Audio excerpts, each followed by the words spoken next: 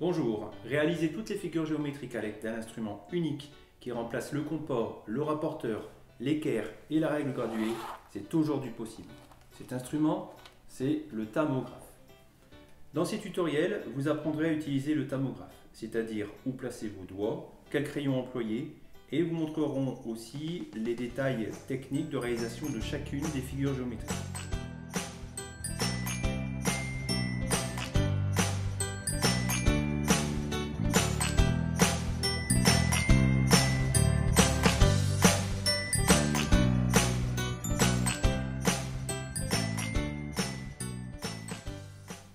Je vais tracer la parallèle à cette droite passant par ce point.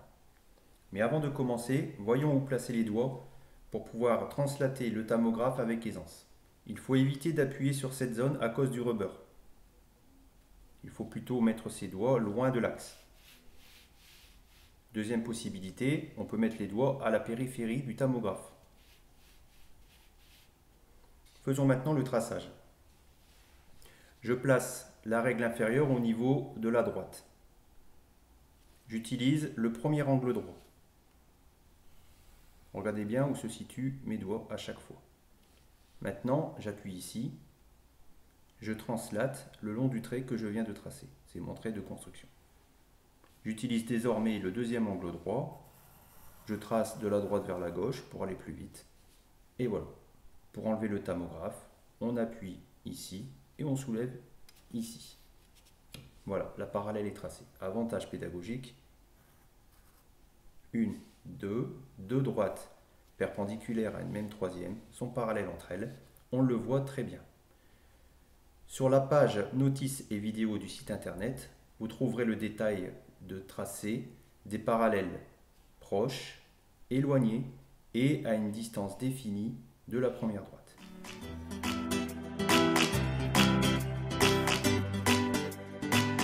Je vais tracer un triangle A, B, C de côté 8 cm, 7 cm avec un angle de 30 degrés.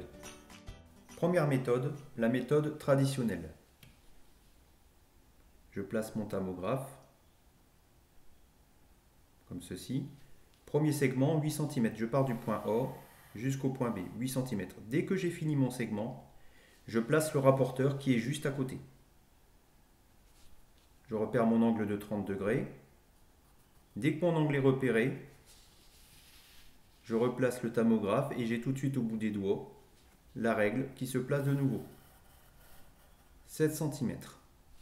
Je n'ai plus qu'à terminer mon triangle. Voilà. Comme la règle graduée et le rapporteur sont côte à côte, je gagne du temps. Deuxième méthode avec la règle centrale. Au lieu de démarrer du point A, je vais démarrer ma construction depuis le point B. Je vais aller de B jusqu'à A. Ensuite, je vais tourner le tamographe de 30 degrés. Je vais rejoindre le point C. Je tourne de nouveau le tamographe pour revenir au point B.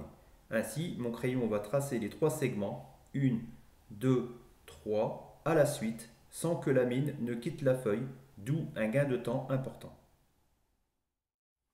Je vais tracer le premier segment, mais avant de commencer, j'appuie ici et je repère l'angle 0 degré du rapporteur. Je fais un petit trait sur ma feuille. Cela va me servir dans quelques instants. Je place mon crayon au point B, 8 cm.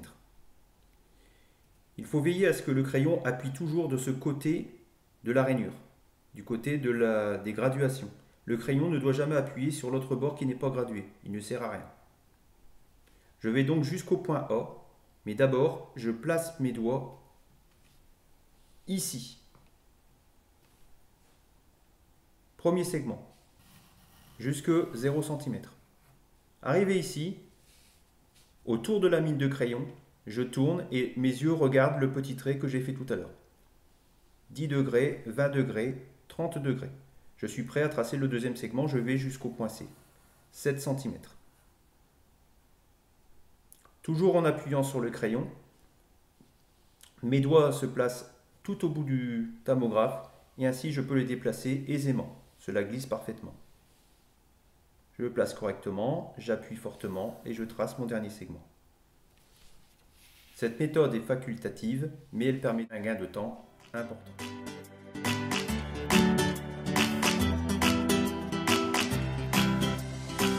Je tracer la médiatrice du segment AB. Pour cela, je mets le centre de la croix au point O. J'appuie légèrement, je choisis un trou. Il faut prendre plus que la moitié. Je vais choisir le trou 50. Et je garde le même trou pendant toute la construction. Premier arc de cercle, 50 mm. J'en profite pour tracer celui qui est de l'autre côté.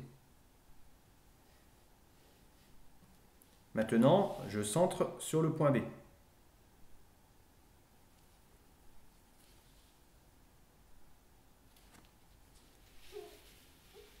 Je mets l'autre index. J'utilise le même trou que précédemment, 50. Dernier arc de cercle, 50. Il ne me reste plus qu'à rejoindre le point de concours des arcs de cercle.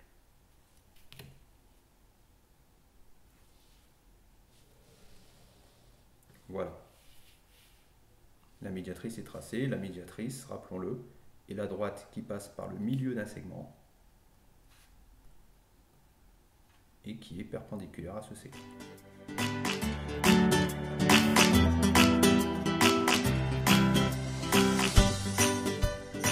Je vais tracer la bisectrice de l'angle BAC. Pour ce faire, je centre au niveau du point O.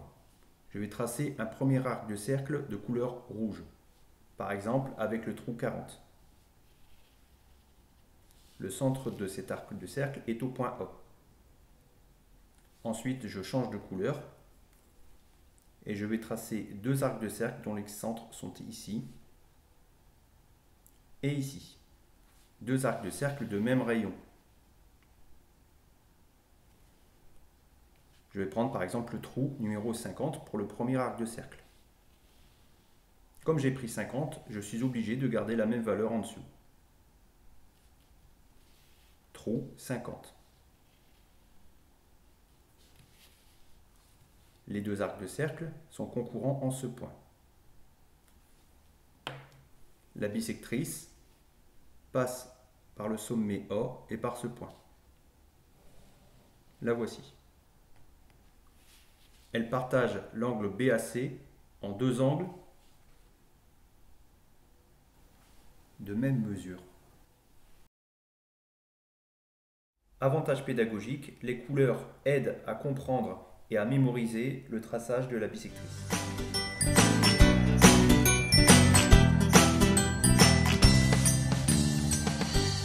Je vais faire le symétrique du point O par rapport à la droite D. Pour ceci, je centre sur le point O. Je choisis un rayon suffisamment important. Par exemple ici, je vais prendre le rayon 50. Je trace un arc de cercle. Celui-ci est concurrent sur la droite D à deux endroits, ici et ici. Comme j'ai choisi le trou 50, je ne peux pas changer. Je garde le trou 50 pour toute la construction. Je centre sur ce point. Je reprends le trou 50. Je fais un arc de cercle. Ensuite, je centre sur le deuxième point. Et de la même façon, j'utilise encore une fois le trou 50. Voici le deuxième arc de cercle. Ces deux arcs de cercle sont concurrents ici.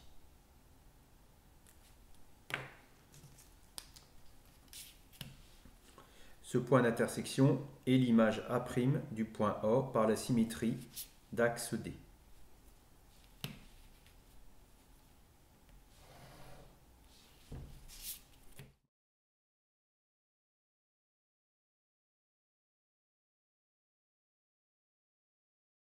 Le site internet propose également différents documents pédagogiques.